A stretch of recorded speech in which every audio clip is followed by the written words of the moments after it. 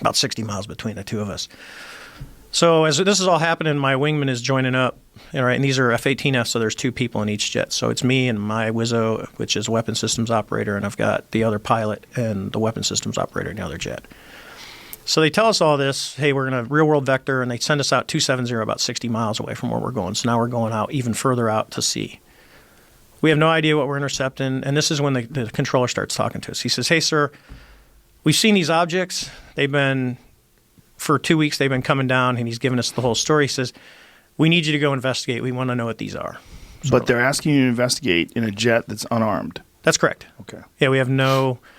And there's reasons for that we don't fly. We typically don't fly with live ordnance unless we're actually going into like a combat zone or we're on a training range and we're going to shoot something. And the reason is you can go through history of the Navy or Air Force.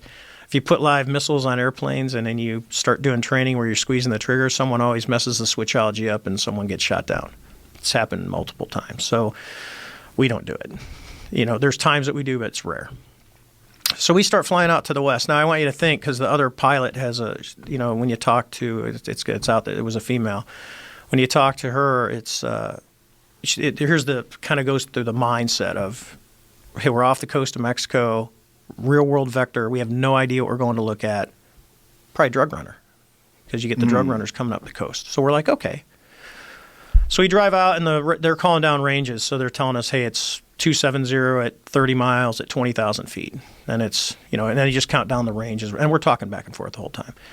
So they got to a point where they say, hey, merge plot, which means radars have resolution cells, range and azimuth of what the radar can actually see. Once you're inside that box, you can't tell the difference between me and the object I'm going at. We're just become one big blob. So they call merge plot, and so the other jet is on my left-hand side, and I'm going to go to a clock code to make it simple. So the object we're going to end up looking for is right in the middle of the clock, and we are at the 6 o'clock position, and my wingman is off to my left side, so she's further down with her Wizzo. So as we're looking around, we look to the right, and yesterday was a perfect example out here. The water is perfectly calm. No white caps. I mean, it's literally a perfect San Diego, California day. And we see whitewater, something like if you see a seamount, rock underwater when you're standing on the shore and the waves are breaking over it and you're like, what is that? It's usually because there's a rock under the water.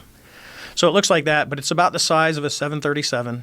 It actually kind of has a shape of like a cross, and it's pointing to the east. So you've got the long part going east-west, and you got a couple of things going north and south. So as we're looking at it, because that kind of draws our eyes, we're like, oh, that's kind of odd. We look down, and the Wizzo